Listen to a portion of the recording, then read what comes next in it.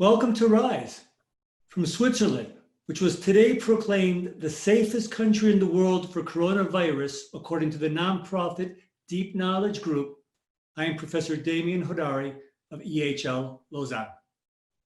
And a very good evening, good afternoon, and good morning. Thought we'd reverse it this time. From London, my name is Anita Mendiratta, and I'm thrilled to have you with us again for our 8th episode of Rise.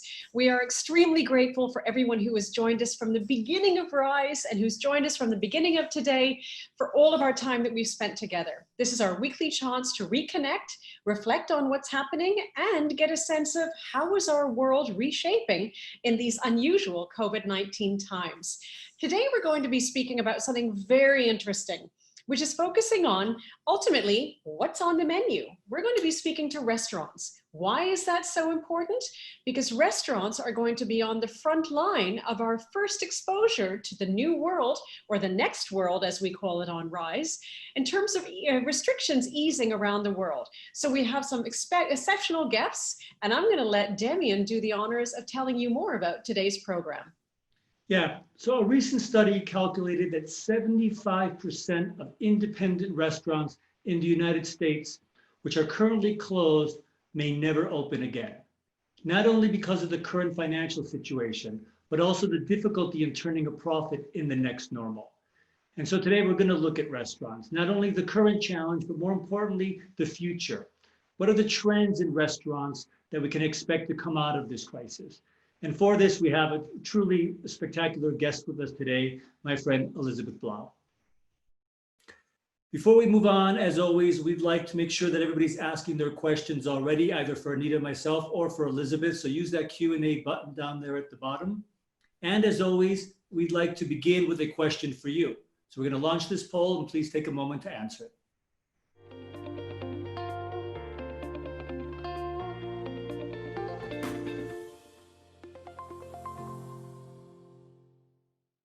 All right. Wow. Oh, wow. That's, I think, the most skewed answer we've ever had on this show. 83% of people are saying that the thing they've done the most is cook more than they used to, followed by, well, pretty distantly, but by food delivery. Very few people, supermarket ready to go, and these prepared meal kits don't seem to resonate so much. What do you think about that, Anita? I'm embarrassed because admittedly, my sous chef for the last 100 days has been M&S. So I, as a dependent on ready to go, am very, very impressed by the people whose culinary skills have grown during this time. Brilliant, brilliant response. And that's part of the fun of doing these polls. So thank you to everyone who's responded.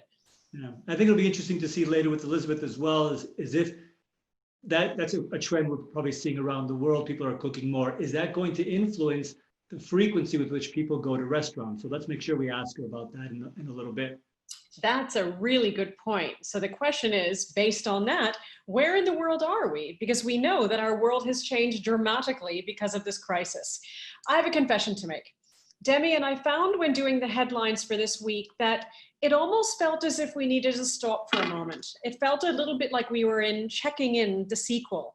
Reason being, this week, the spirit of the world felt tired. And if you look at the next slide, this is why.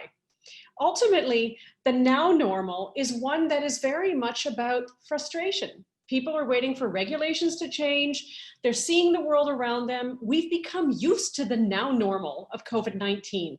And because of its invisibility, because of its endlessness, it's tiring. It's really tiring.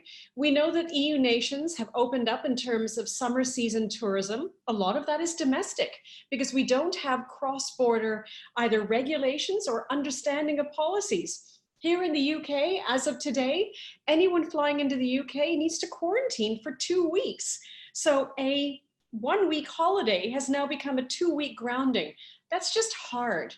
We've also found that issues, and as much as on Rise, we do not get political, it's not about policy, but we found that it's been ultimately about getting used to the now normal, recognizing the challenges of the pandemic, but also the challenges of being locked in. And playtime, opening up of regulations in terms of whether it's Labor Day in China, Labor Day or Memorial Day in the US, or even protests around the world. people need to connect. And it's been a really difficult time of figuring out what is the next normal. Interestingly, COVID-19 lifestyles are now changing in terms of work from home, for instance. Google recently gave all of their employees $1,000 for those who want to work at home to equip themselves with printers and computers and surge protectors for what they need. Green investment, very pleased to report, has now become the center of innovation going into the next normal, with even the Secretary General, the UNWTO, my other boss, saying that sustainability is the new normal. This is not going to be a consideration. This is going to be part of the green DNA of the new tourism that we create. Ultimately, however, this is still a time of a pandemic. We still don't have a vaccine. Many are being fast-tracked, hopefully for the end of this year. And thankfully, groups like the World Health Organization and the Bill and Melinda Gates Foundation are saying it's about equal distribution across the world. It's not about who has money to buy more. It's about where does the world need it most. That's fabulous. We then move into the next slide. And this is where I thought, I know, Damian, you're a covert, emotional man, you're a romantic. So I thought, I actually don't want to go into stats. I want to actually share something that many of you have already seen, because it's been making the rounds on social media. And it's a beautiful, beautiful little passage asking, not how could we possibly make it through these 100, 150 days, 2020, which only started 159 days ago. How do we make the most of it? How do we make this one of the most important years of our life? So Damian, I'm going to leave it to you to read that quietly along with the rest of our viewers.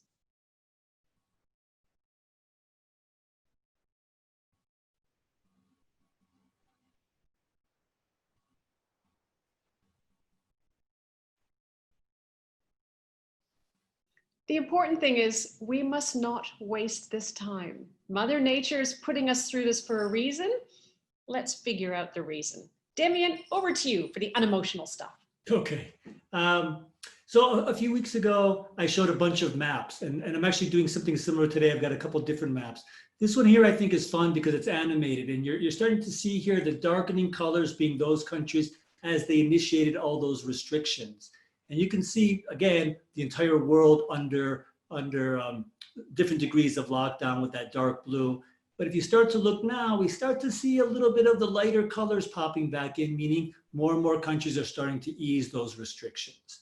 And I just think it's important that we never lose sight of the fact that this is a worldwide pandemic, a worldwide crisis. We're probably feeling it very locally. We're reading about it internationally, but when you look at a map like this, you really see the degree to which this has affected the entire world.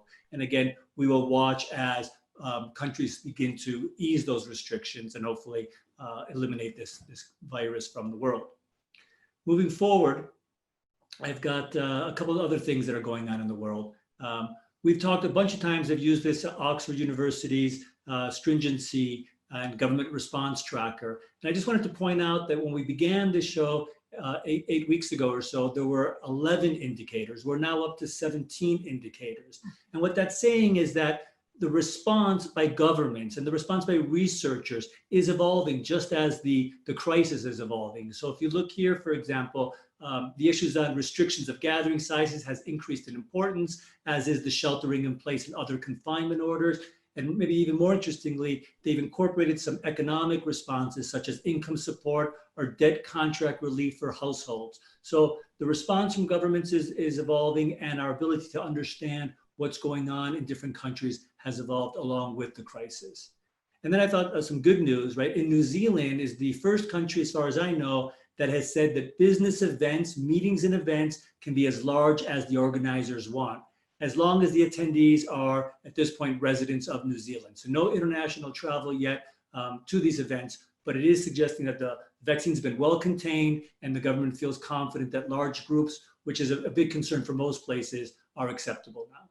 That's a great point, Damian, because it's interestingly as well that I love the fact that you mentioned New Zealand, because as we know, Her Excellency Prime Minister Ardern announced today that New Zealand is COVID-19 free. But what we're finding is that even those kind of statements, like His Holiness the Pope has said, We need to be really careful. It's a blessing to be COVID-free. Let's keep it COVID-free. That's a really good point. And that links perfectly to when we talk about what's going on in our industry. Because exactly as you said, there's a desire to be able to deal with the financial health of countries at the same time as the physical health, because that links to the mental health. So we look at where we are today.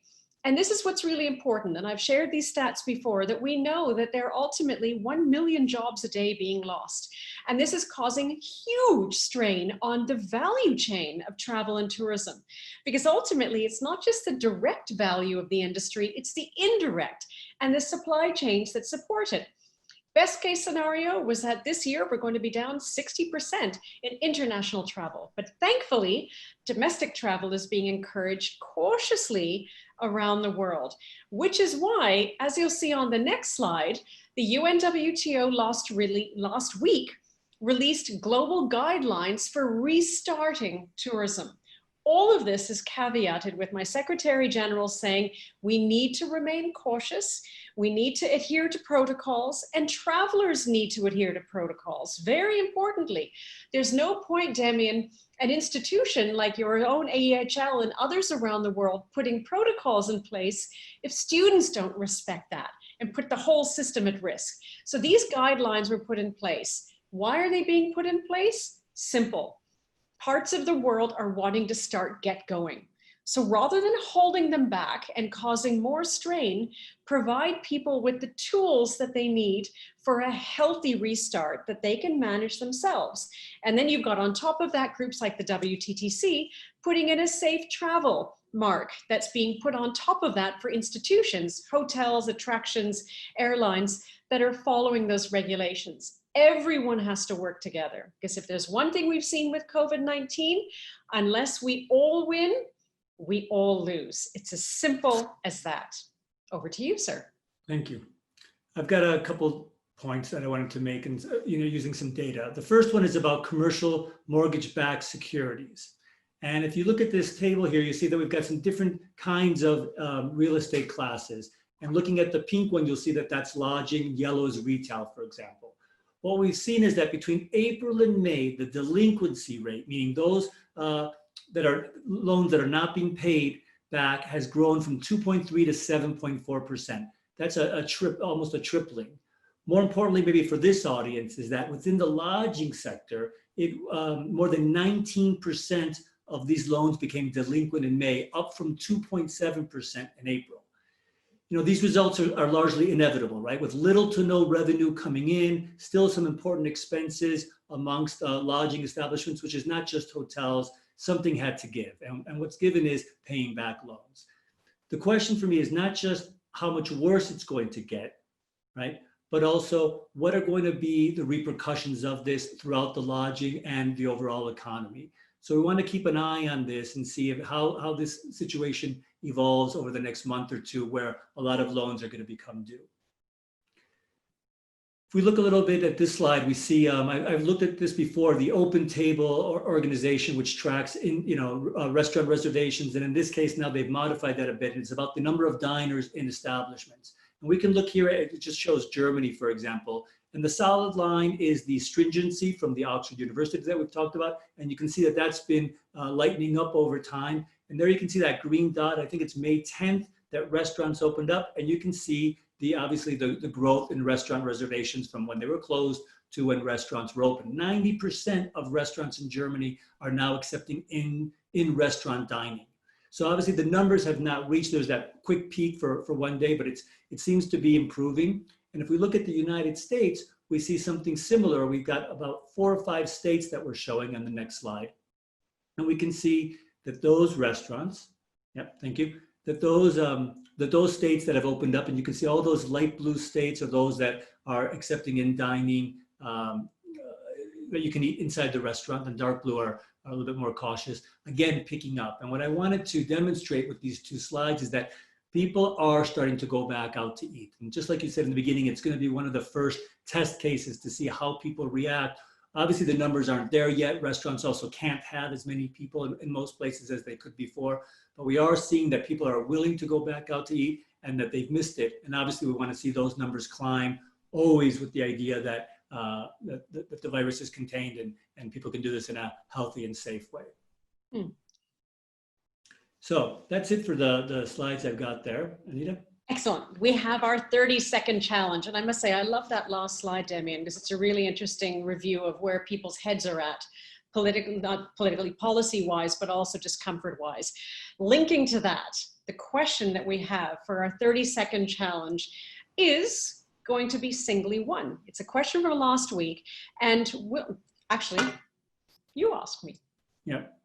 So this question came from last week, so the data is relevant to last week's show. Willman was asking, with more than 3,000 deaths worldwide in the last 24 hours, is it too early to open up the borders? Hey, that's a really important question. And quite honestly, it's a no-win for any leader around the world. No, as long as extreme caution is carried out, both from the point of view of the restaurants and the borders and the hotels, but also the patrons. That's really important. I think what's critical to note is the fact that people are suffering financially because of their suffering as a country or as a state, health-wise, and we need to find a balance in there somehow. But as long as protocols are respected, first and foremost at a health level, let's see how the experimentation can go. It's all about R naught, which is ultimately the replication of the virus and how quickly it's passing. Mm-hmm. Curious, because you're on a different side of the world, Demian. What do you think on the Swiss side of the border? Same question. Look, I think it's really country and region specific. I think that's why we're starting to see these travel bubbles open up, where certain countries feel confident that the other countries are following certain protocols and have things under control, and so they feel comfortable with that. We've got a strange situation here in Switzerland, which I alluded to last week, where the Swiss are allowed to go to Italy and to return, but the Italians are still not allowed into Switzerland. Mm-hmm. So it's confusing. And I think, as we've said many times, unprecedented. This is not just for health officials or for citizens, but also for governments. And so finding that right balance. And at some point we do have to open up and experiment and see what we're able to manage, opening up the economy and travel. So hopefully things will work out, but I wouldn't be surprised if we see some borders closing up again over the summer. That's very true. It's a great point. Excellent. All right. So let's look a little bit more at the qualitative things that are going on, some of the headlines in the news that Anita and I find interesting. My first one is restaurants scramble to navigate delivery as curfews continue in major cities across the country. Obviously, those curfews are a result of the protests that have been going on. And I just wanted to highlight this because, the restaurants and businesses have been dealing with the coronavirus. They suddenly were able to open up. Now they have protests, which is, one issue, but the curfews restricting movement of people, restricting the cars that can get around and deliver. So these poor restaurants that are trying to manage difficult situations, one on top of the other. And it's always been a tough industry to make money and survive. It's probably never been tougher than it is now. So kudos to those restaurants that are finding their way through the different crises and situations and managing to survive. And, as we've said before, our industry always answers the call when there's problems. There's been articles of restaurants serving protesters food and even having their restaurants vandalized, but yet saying, I still support the protest. So it's a tough time to be in the industry. And I just wanted to acknowledge that to all the restaurateurs out there, including Elizabeth, that will be with us in a minute. Second headline, two of these, right? Judges let workers' coronavirus lawsuit against Mcdonald's proceed, and In-N-Out sues insurance company over $250 million claim denial during pandemic. My point here is pretty simple. We're in this crisis and we're dealing with lots of different aspects of it. This was inevitable, right? This is inevitable that people's financial situations and health situations are precarious. And one thing that's going to come out of this are disagreements between different entities, employers and employees, companies and insurance companies, and eventually it's going to make its way through the courts, right? Who's responsible for the health and safety of employees and to what degree, and of the patrons that are visiting these places, and who's responsible for covering losses of firms due to these extraneous situations. So something to be watching for as these lawsuits evolve. And the third one is my favorite headline of the week. McDonald's franchisees want to make their smaller menu permanent. I love this one because we talked about this a couple of weeks ago, and it's something that I've been studying at EHL, which is what are the evolutions and changes being made in industries by firms out of necessity right now that are actually beneficial to the firms and that they may maintain going forward, right? The McDonald's franchisees have found that by not offering breakfast all day and by reducing the menu, they are 3 times as more efficient than before. That's a huge improvement in efficiency, not one that you can easily replicate. And they're saying to McDonald's, we should keep this going forward. And I think you're going to see things with airlines and hotels, cruises, and obviously non-hospitality and tourism companies evolving out of this crisis to become more efficient and more profitable and more successful. That's a great. And it's interesting how symbolically, Demian, that's quite important about people stopping during this time and thinking, why did I need that in the first place? Whether it's a menu at McDonald's or it's me looking at my jeans I'm a little frightened to get back into, thinking I haven't worn those for 150 days. But it's true, there's a real re-examination of how we run our businesses and our lives. To that point, I'm going to share the headline that hit me quite personally this past week and a half. And it was one of our gorgeous Wizards of Oz from Rise who shared this with me, Jessica, when it first came out. And that's Stanley Ho. He was the Godfather. He's deemed the Godfather of Macau. Macau being a teeny tiny little plot of land, which is off of China and Hong Kong, 115 square kilometers. It takes in 39 million tourists a year, and their population is only 623,000. Their revenues in gaming doubled Vegas, which is an interesting theme of this week, in terms of their gross gaming revenues in 2019. And this gentleman is literally the founder of Macau. He has held the licenses for over 40 years. He shaped it, he grew it.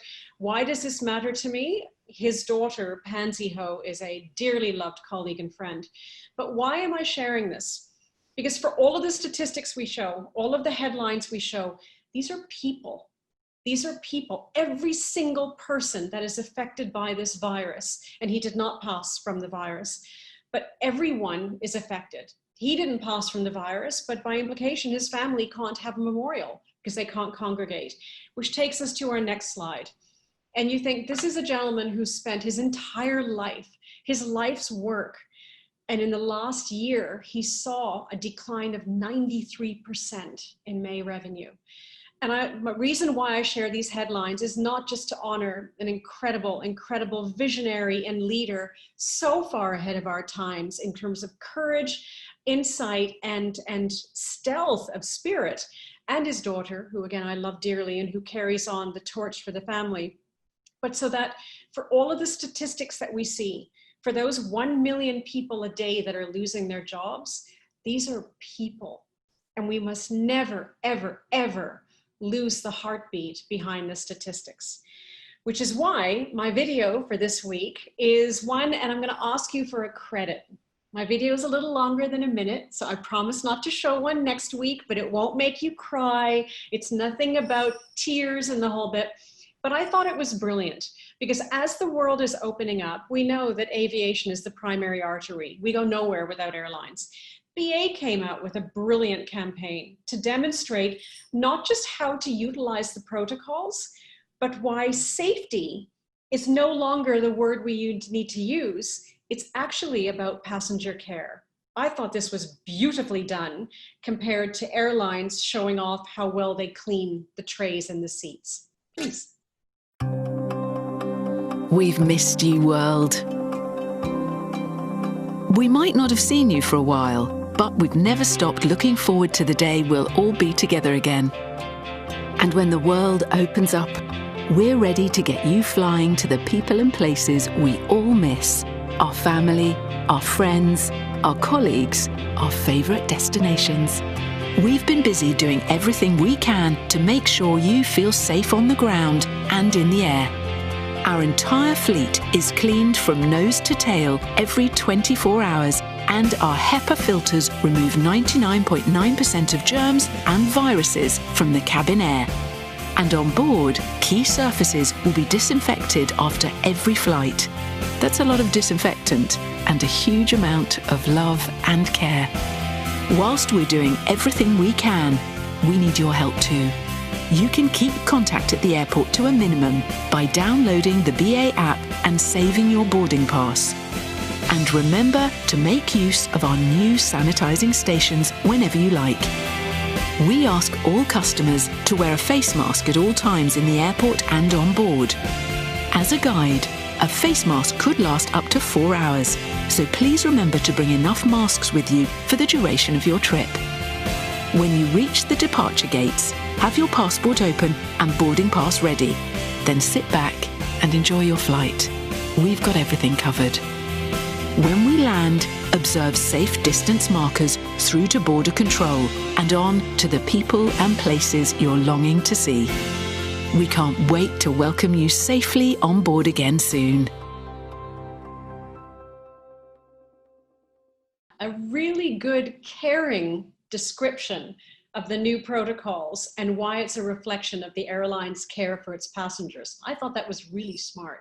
Yeah, I think this care for people is going to be the switch from cleanliness and safety. It's really going to be about this for everybody. And I think that's a good example. All right, moving forward, because I know we're a little behind because of that very long video. We are over to poll number 2. And I'd like to get everybody's answers to the following question, please, that we'll discuss with Elizabeth in just a moment.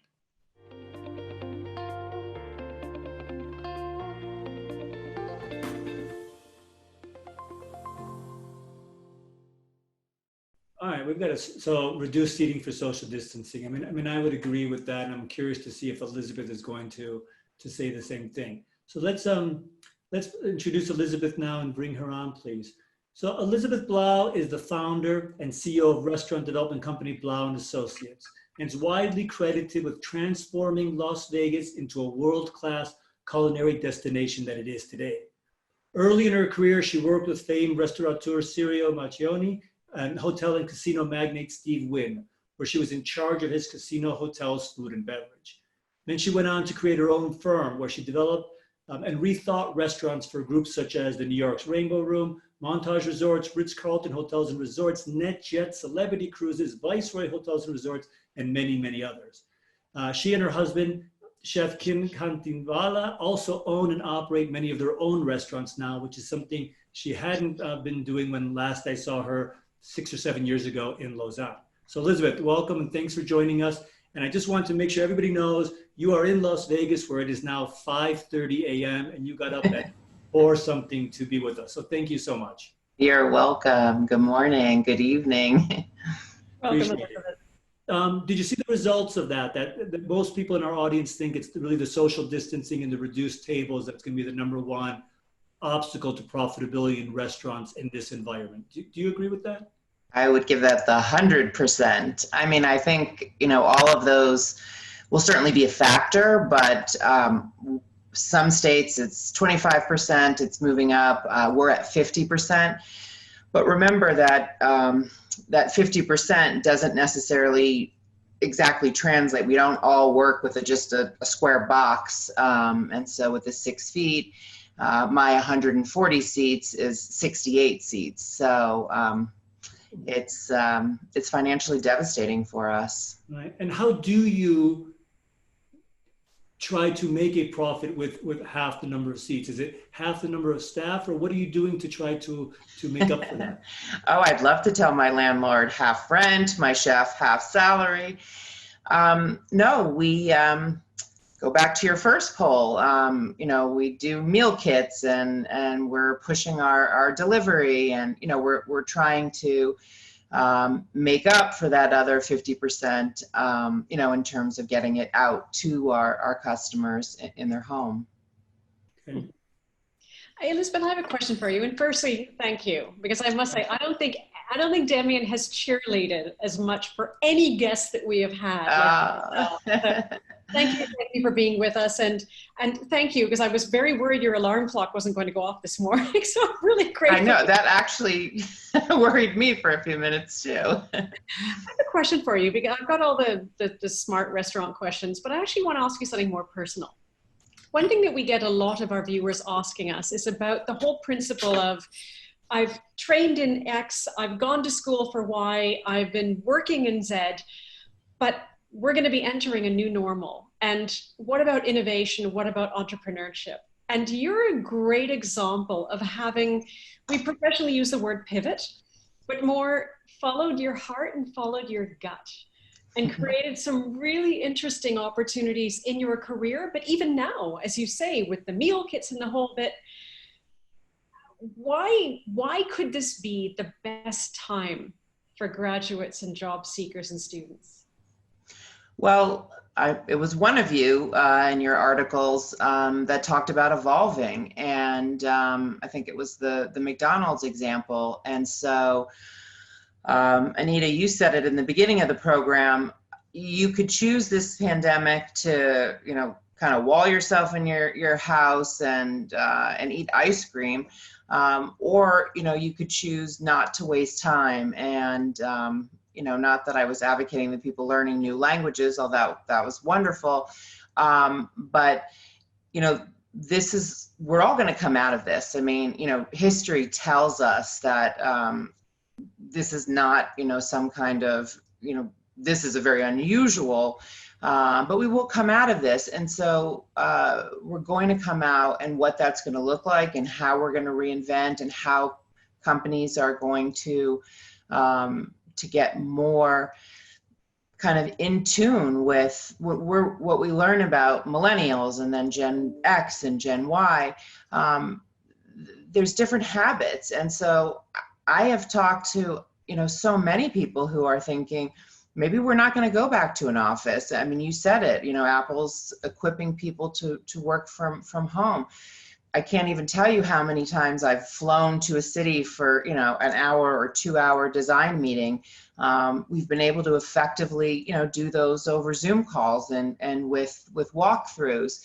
So I think that the nature of business is just going to look different. I think technology is going to be a huge part of that. So for the younger people have maybe a challenge, have more of an opportunity than some of us who are still trying to figure out how to get onto a Zoom call.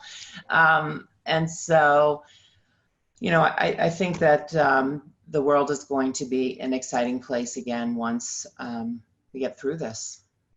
Brilliant.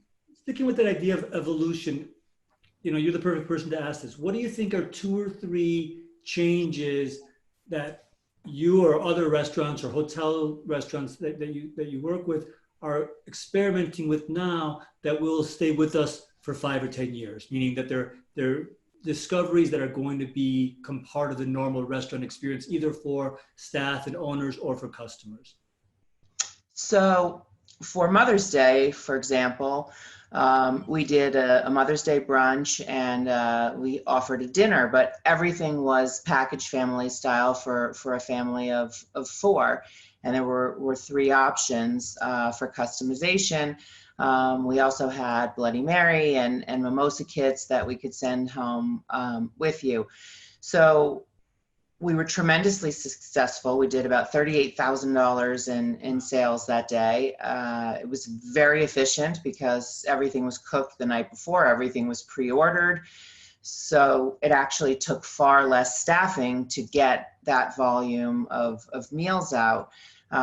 Also, to Anita's point of the BA ad, we customized. We partnered with a florist and a local jeweler so that if dad or boyfriend, whoever, son wanted to, put a gift in there, and then there was a little gift from Kim and I from Honey Salt. So those personal touches, that connection to people, that ensures that sense of safety and security, because that little cookie or that little flower just means that I care. And I think that's the new world, and hopefully that kindness and that caring and that respect for one another is something that's going to come out of it. But to your question, Damian, my chef, I gave him these ideas for the same thing for Father's Day. And he said, do you think we're going to be doing this at Father's Day? And I said, are you kidding me? I think we're going to be doing this Father's Day 2025, because I think that, if you have older parents or older relatives or anybody with underlying health conditions, that idea of going to a restaurant on one of those huge holidays where there's hundreds and hundreds of people and there's always a wait, and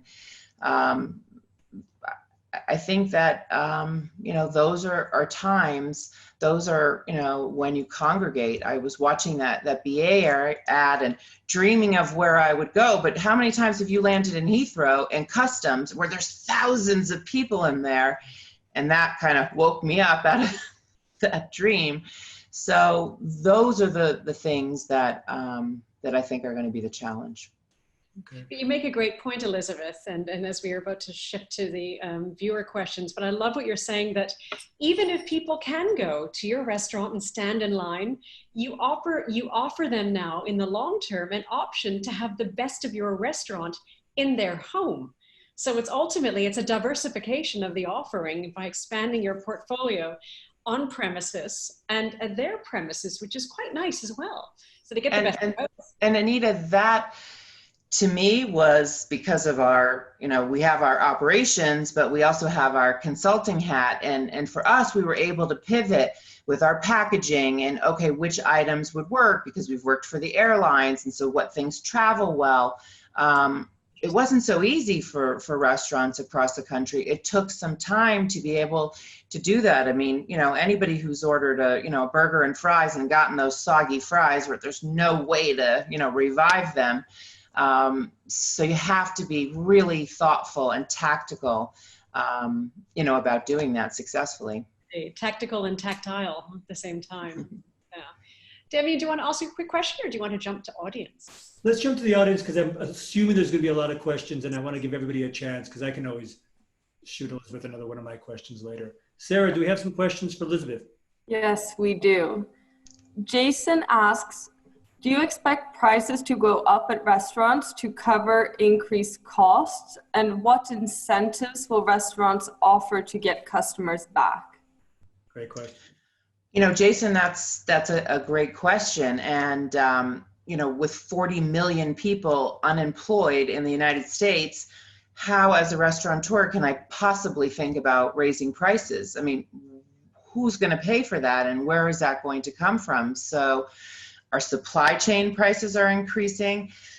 I have no idea what's going to happen with the unemployment taxes to cover all of this. And so as a restaurateur, and Damian has already said it, on these razor thin margins, I don't know how we're going to survive. And I don't know how in any good conscience we can raise those prices. And then at one of our restaurants, the manager suggested, why don't we give a X% discount to incentivize people to come back. And I thought to myself, oh my gosh, that's just, we're going to eat more of the profitability. Why don't they just have goodwill and come back?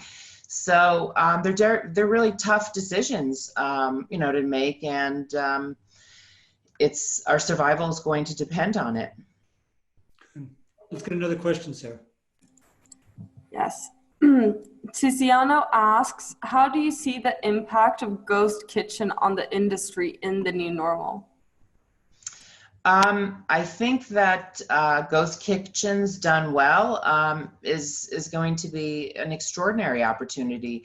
The cost of entry should be lower, the real estate should be lower, and the efficiency should be higher with the right collaborations. And so, like any other innovation, some models are going to work and some are not. And so, I have definitely been a student and I'm very interested in what the model that is going to be the most effective, the most global, giving the customers the most choice, but also quality, because I think we've all who have spent the last 3 months ordering out have been duped into, a ghost kitchen where, you ask for something else or a modification that a restaurant has, and they don't have that ability because they are a ghost kitchen, not the actual restaurant you thought you were ordering from. So it's an exciting sector to be watching. That's one of those industries that was already looking interesting before this crisis, and now it just was, almost a perfect recipe if you want for this sector to grow. Yes. Let's get another question, Sarah. Yes. Stefan asks, for many larger establishments and hotels, buffets and self-serve options are a large part of the operations. What alternatives do you think could be offered And do you think eventually they will be permitted to return? I spend a lot of time thinking about that. I live in Las Vegas. We are the home of the buffet. Again, I think the major premise of the larger Las Vegas buffets is throughput. It's thousands and thousands of people. That's what keeps the freshness. That's what keeps the ability to have so many options. Most luxury hotels in Europe and in Asia offer some form of breakfast buffet.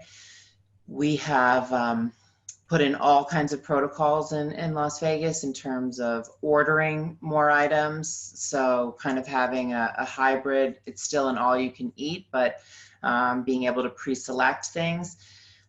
Instead of serving yourself, pre-portioning a lot of things, so there's not that interactivity. Many of you may have seen that viral video that came out of Japan that showed you in a buffet all of the airborne pathogens that end up touching everything because of how tactile a buffet is. So look, when there's a vaccine and we move on from this, I would assume there's going to be more normalcy. I'm one of those crazy people that gets on an airline and cleans my seat anyway. So I think people are going to, to think if they go to a buffet and they are touching instruments that, maybe I'm going to wash my hands before I sit down and enjoy the food. Nice. Sarah, another question? Yes. Lily asks, which restaurants will recover and adapt faster, the fine dining or the casual restaurants? Lily, that's a tough question. I thought it was interesting, Damian, that In-N-Out Burger is suing for their business interruption. We have one that's right by my house, and they've actually had to bring traffic people because the lineups have been so extraordinary. So places, like Chick-fil-A, their business has actually increased during the pandemic. I personally believe that there is a large chunk in the chain casual sector that is going to be a massive casualty. That is definitely very fearful. I think in the small independent community, a lot of those restaurants in the United States might represent ethnic or single items, a pizza place, a sub shop. So I think those will be fine. I think that the very fine dining sector, a lot of those restaurants are already seating people with more space, and so that might be a little bit more of a natural involvement. And also think about fine dining. I mean, it's either a business expense, so will that business travel come back, or some sort of celebration? I mean, I don't think people are going to change from that, so I think that's good news for the fine dining sector. But as I said before, I think that it's going to be critical that you supplant the in-service dining with some of these other, revenue streams. And so whether your restaurant can do that, because there's certainly, casual restaurants that don't work well with that formula. And so I think those who are nimble and those who continue to evolve and innovate are going to survive. Also, those who came into this with a healthier balance sheet, but anybody that was on, the verge of a financial crisis, this surely put them over the top. That 75% number that I said at the beginning, is that a number that you've been hearing and that you're concerned about, or you think it'd be less than that? That's that. I mean, that is higher than I thought maybe I should just go back to bed after you said that. But I think I might have misspoken. That 75% that people are worried will not come back because of challenges. I mean, I don't think we're going to hit that number. Yeah, I mean, but the number will be high, Damian. Without a doubt, it will be high. The new restaurants will come on. whatever the number is, it's not even 6 a.m. She should still go back to bed. Stunning. Demian, as a last question, you had an interesting question for Elizabeth about our show. Yeah, so Elizabeth, RISE is a name, but people have been turning that into an acronym. Our guests have suddenly come up with what RISE means to them, but in turning it into an acronym. And I'm wondering if RISE speaks to you that way, if you've got some phrase that you'd like to provide our guests. It's funny because, I've seen some of your previous shows, and so I kind of had something in my mind, but I think, the weight of the world is sort of on all of us in our country right now. So I upgraded my acronym to Restaurants in Social Evolution, because obviously it's a very poignant time in our country now. I don't think I would be brave enough to watch my restaurant burning down and saying that I support anything. But there's people that are hurting in our country, and there's reforms that are needed in the US and around the world. It's just difficult to combine that with this financial travesty that we're all facing. So it's really a terrible perfect storm between the fear from the virus, the fear for ourselves and our families personally and what we've gone through, the fear from our restaurant families, and for my husband and myself, all of our restaurants were closed. So having to lay off so many people. One of our casino partners was extraordinary, the Venetian, in their efforts to pay all of our employees during the entire financial crisis. At Honey Salt, we were able to keep 25 people employed. So to go from, this emotional struggle to now, trying to face a question of social injustice, which obviously deserves its own entire focus. It's a lot for people. We've also got an election, in case you didn't know, coming up. So it's a very difficult time in our country. And so all I can, focus it on is feeding people, nurturing people, and, and pushing that kindness. Luckily, a lot of the violence and curfews are going away, so we can get back to normalcy. But, we need to focus on, we still have a lot of work ahead of us. It'll be incredible, Elizabeth, in 2021, sitting back and reading about the profound social experiment that 2020 has been, because it's been beyond fiction in every single way. The memes are priceless. But I love the fact that you keep emphasizing the fact that, as we've been saying today, statistics are one thing, heartbeats are another.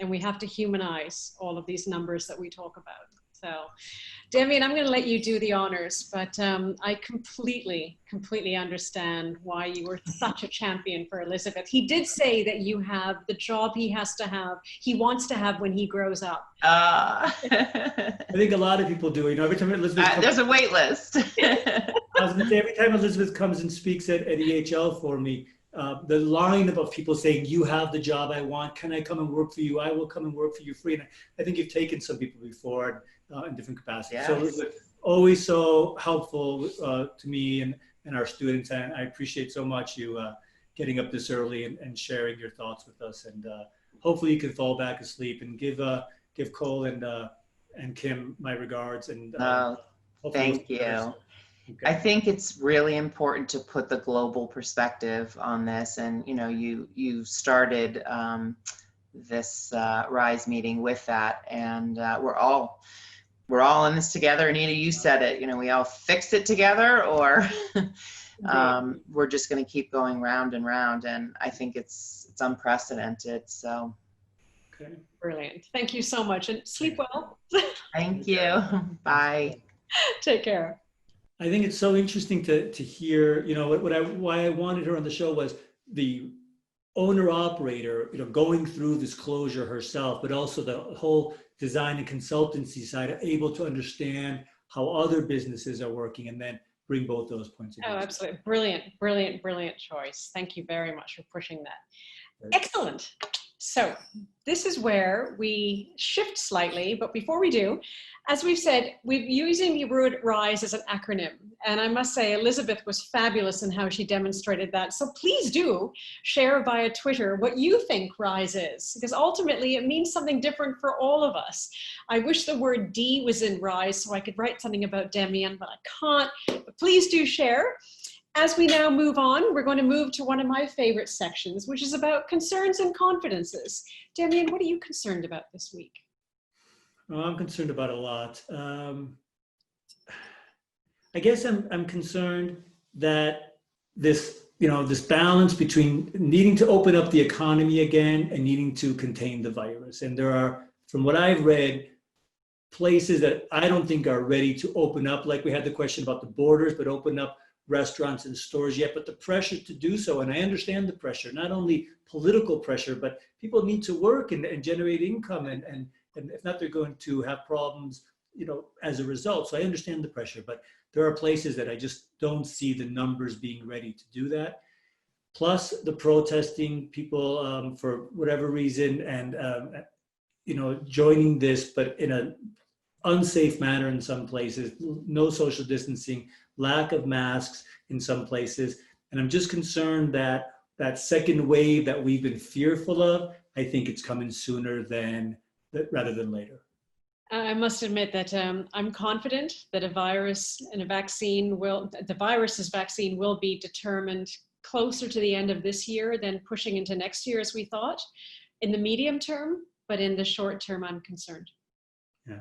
And I guess the advice I would give, no one's asking, but for people joining the protest or going out, it's still all of our responsibilities, and going back to that statistic about Switzerland being the safest country, it doesn't mean that we're out, that things are fine. And, I keep telling my kids this and my students this, we are still conscious of the fact that this is a worldwide pandemic and we need to do our part. And so hopefully people watching this are feeling that as well. Go out to the restaurants, do it safely, protest, do it safely. Absolutely. The up curve is still the transit right now for many countries around the world. Mm-hmm. Do we have time for some last questions? We will be having people staying on afterwards, so please do join us after the hour to be able to stay on for the 20 minutes or so.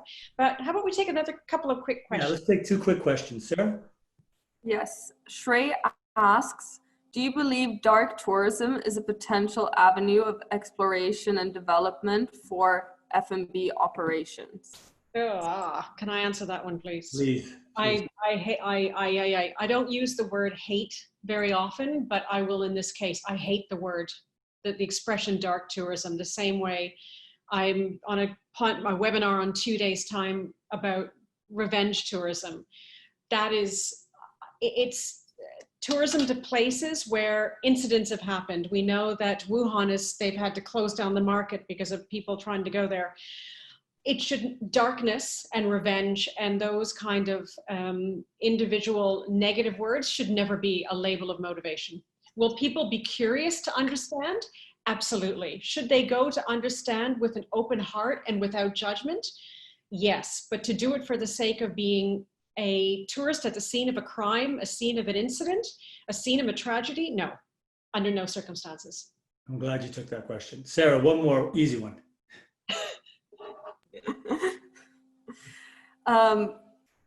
With a limited number of funds available to restaurants, how can they communicate with the larger set of customers on their safety standards? I mean, I guess it's the way they're always communicating, right? Social media, getting noticed by the press for positive things that they're doing, word of mouth from customers. I don't see why it would necessarily be anything different from what they've been communicating. Where I think the issue is the money or time they spend communicating safety and cleanliness and health related issues might mean that they can't promote other aspects of their business, right? The week specials or particular things that they're doing. So that's probably the trade-off. But I would assume it's the same mediums, just a slightly different message. And you said something so important, Demian. Word of mouth is going to be gold going forward. No question about it. Brilliant. So As we pull this all together, and again, we'll be staying on for a few more minutes, we're going to shift slightly and go into something that was created a few weeks ago, which we're quite chuffed with. It's the whole concept of my COVID-19 story. And I was thrilled to see this morning, we have 18 posts on the Instagram page for Rise already. So thank you, thank you, thank you for everyone who's shared. Send us an email at this email address. We'll give you the little instructions on how we get the post from you. We can plug it into Instagram. And as we're going to see with Gloria, we're going to be showing a post every single week. And hopefully next week, we're going to be able to show you Jessica's post from the Rise team, who's now cringing behind the velvet curtain, one of our Wizards of Oz, as she did not want to do this because she's camera shy. But for the moment, why don't we show you Gloria's story? Hi, my name is Gloria from Kenya. I recently graduated from Strathmore University in 2019 with my hospitality management degree. After that, I ventured into entrepreneurship, but because of COVID, I've been unable to continue with operations as normal. But this time has really helped me to do more research on innovation in the tourism and hospitality industry. Also, I've been able to start a YouTube channel with my twin sister on sustainability, and also I've been doing lots of cooking. How I stay motivated is that I have a to-do list that I check every day on things that I'm interested in, as well as I stick to my schedule. So that's it. How special that we have contributions coming in from around the world and from Kenya. And so something as beautiful a smile as that, the fact that she's a twin, we got two stories in one. Stunning. Love it. So I think that's it for this week. I want to quickly just mention the episode next week. We're going to look at air travel, altitudes, and attitudes. And what we really want to understand is the entire air travel journey, including the airports, which is a fundamental concern for a lot of people with their travel, as Elizabeth mentioned, that massive amount of people in airports. So we've got some great guests next week who really can shed the light on this. Stunning. But for the moment, as always, I want to thank everyone who's out there. Please, if you want to take a look at any of the past episodes, go to www.rise-weekly.com. Everything is there. You can see how we've progressed since the last 8 episodes and how all of our hair has grown and plants have grown. Thank you for everyone for joining us. A special thanks to our Wizards of Oz, as always, Jessica, Grace, Sarah, and Katya. To everyone, we look forward to seeing you next week. Please do join us on Monday next week. We are going to be coming back to you with episode number 9. For the meantime, if you want to stay on for a few more questions, please do. We're going to check the inbox. But for now, stay safe, stay calm, stay confident, and stay home. And keep your hands clean. We'll see you next Monday. Take good care. Have a good week. Thank you, everybody.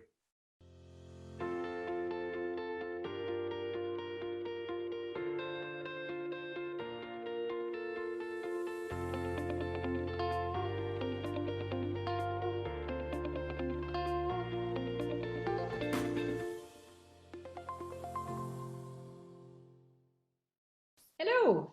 Hello, welcome back. Any comments before we jump to questions? I must say I really enjoyed today's program because it felt like it pushed the needle in terms of really looking at the industry and closer into the heart and the mind of the industry. I thought it was great. I think we're not at the same place as we were 159 days ago. And I love the fact that Rise evolves in its texture and touch of the industry as time evolves. Agreed. And you? No, I liked it a lot, and I've been looking forward to having Elizabeth on into the whole restaurant idea, because I think it's not everybody flies that often, or maybe they stay in a hotel once or twice a year, but people eat out sometimes a couple times a week. So I think it was an industry that the audience could most closely resonate with. And again, as you said, it'll be the first one that most people will re-experience from our industry. So I think it was important to share that. Indeed, indeed. It's a scary human test we're going to be going through. Just because we can't doesn't mean we want to. So, stunning. Question time. Sarah? Yes. We have a lot of questions about restaurants, but I will share them with you and then we'll see what you say. So Hillary asks, do you think the restaurant business model will change? Well, I think that was probably really for Elizabeth, because I think I know who was asking that question. And yeah, I mean, obviously it's already changing, right? And we saw some examples there from Elizabeth about how she's had to change the restaurant. And I think, you know, that McDonald's thing about efficiency is going to become more important, not just for quick service restaurants, but for casual dining as well. We're not going to be able to do things the same way, because revenues are going to be decreased, and also because we're going to have additional costs for cleanliness and safety. So there's going to have to be some fundamental changes. I'm glad you didn't ask what exactly will be those changes, because I don't have those answers. But I think what you make is such an important point, Demian, and it goes back to why we've always talked about the next normal, not the new normal. It can't not change because of what we're going through, and especially the swinging of the pendulum to protocols. But we also know that once a vaccine has been developed and is rolled out, the pendulum will swing to a more natural place, because we know then how we're hypothesizing how close we can be, then we'll know, and we'll know what the implications are. So it's a constant process of change. The model will change to the next normal, and then the next normal, and then the next normal. I just don't know how, and I wanted to ask Elizabeth this. I don't think people will accept the old way anymore in terms of cleanliness and safety. They're going to be conscious more of viruses and bacteria, et cetera. They're going to want to continue to see cleanliness. You know, the thing in hotels is we used to clean at night when you wouldn't see the cleaning going on. Now people want to see the cleaning going on. It's going to take place during the day. Will that go away once there's a vaccine? Will people say, okay, I trust the cleanliness again? Or is this going to become part of who we are as a species? And thus that change is going to have to be more permanent. So I think that's the interesting research question of what's going to remain even when it doesn't have to. Great. Sarah, another question? Yes. Christian asks, how do you see the hotel, travel, and tourism industry and the restaurant industry specifically going to cope with the digital transformation that might follow this pandemic? It's a, if I can jump in on that, it's a great question. And we've talked about it a few times actually on Rise, that in my mind, it's not an either or, it's an and. There are going to be areas in which, like with the BA piece that was shown, areas of the experience chain that are going to become more technologically enforced for efficiencies, for safety, whatever it might be. And then there's still the human touch. It's a question of identifying, exactly as Demian was saying, what's the comfort zone of the human touch? So it absolutely is going to, the digital world is simply about complement to the experience. It should never take away from the experience. And if suddenly, as an example, there's a restaurant out there that's a favorite of mine and I want to see how the protocols are being put in place, brilliant. Suddenly I can go through my digital space in to see via a webcam, what does the restaurant look like now, which will give me the peace of mind of going because I know that the spaces are there. So it can very much be a complement to help build the confidence required to get people to go back live. Yes. Sarah? Yes. So this was a question for Elizabeth, but I will bring it up anyways. Jay asks, with imported ingredients expected to become more expensive, do you think restaurants will start buying and using more local ingredients?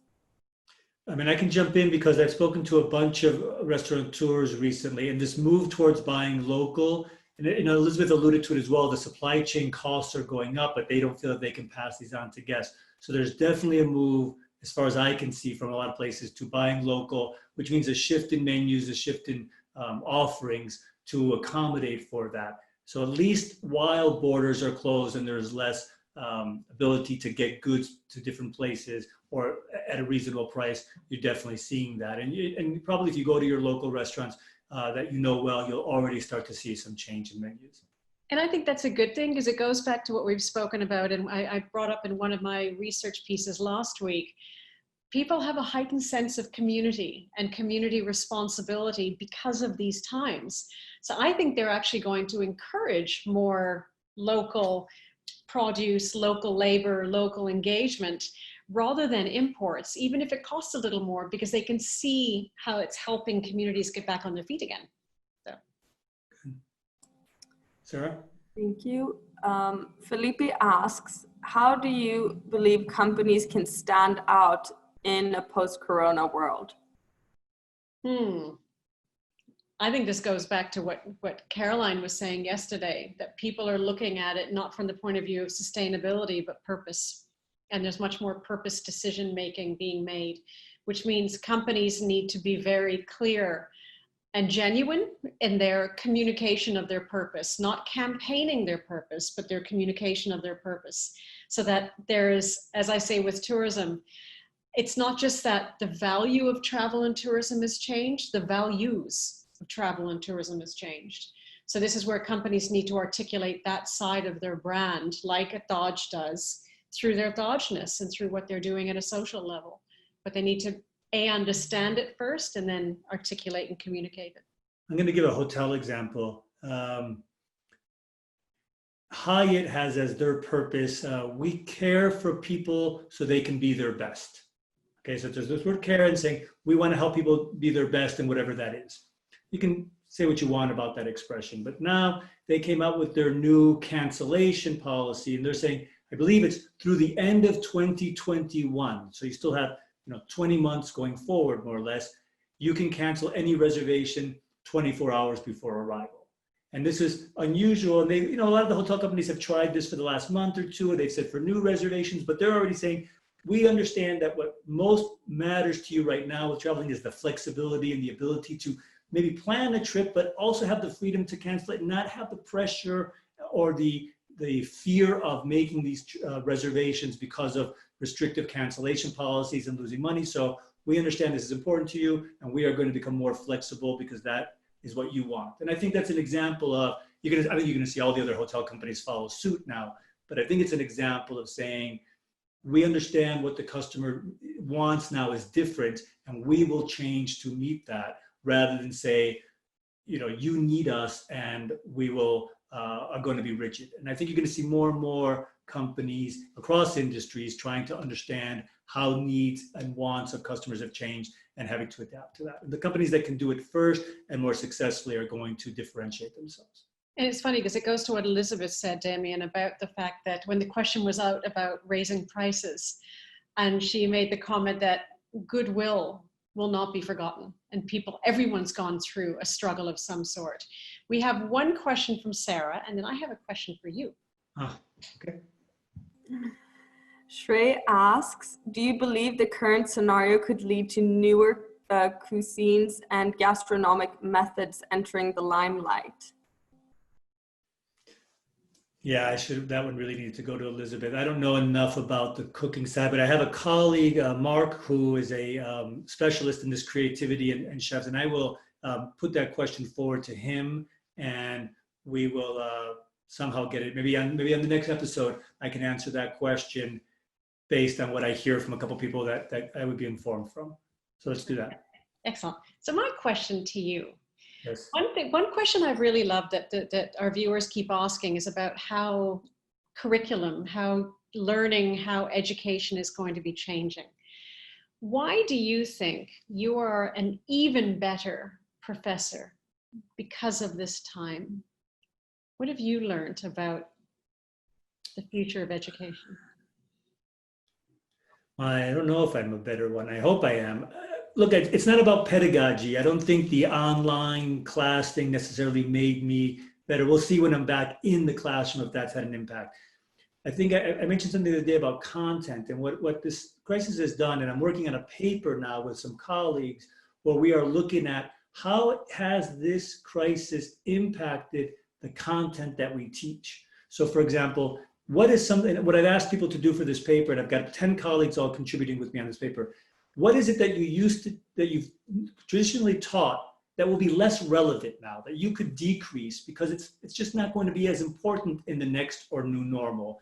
What is going to be a bit more important, and what will be completely new? What new concept do you need to introduce? And I think the ability to reflect on this issue and think, how does it change? I teach strategy and I teach some real estate classes. How will this change what I'm teaching? Keeps me being as relevant as possible. So I think the improvement would be understanding what changes need to take place in curriculum, in courses, to stay relevant. And I think Rise and my work with people during it is going to make me a better teacher for that reason. And I think that's, if I can be so greedy and say that, please will you share that on one of the future episodes? Because I think everyone's interested in that. But it also shows that this is an interesting time where all the people around us, it's been amazing to see who's sat back in these 100 days and who's stepped forward. And I love the fact that you're stepping forward. It's actually about who you are as a person and then a professor, not just because you're a professor. So I just think that's, we will look back on this time with great thanks one day. So, but for now, we say thanks for today. Yep. Thank you everybody for being here. Great questions. Make sure you tune in next week. And if you like the show, let your friends, family, neighbors, enemies know about it. Thank you. Take care, everyone. We'll see you next week.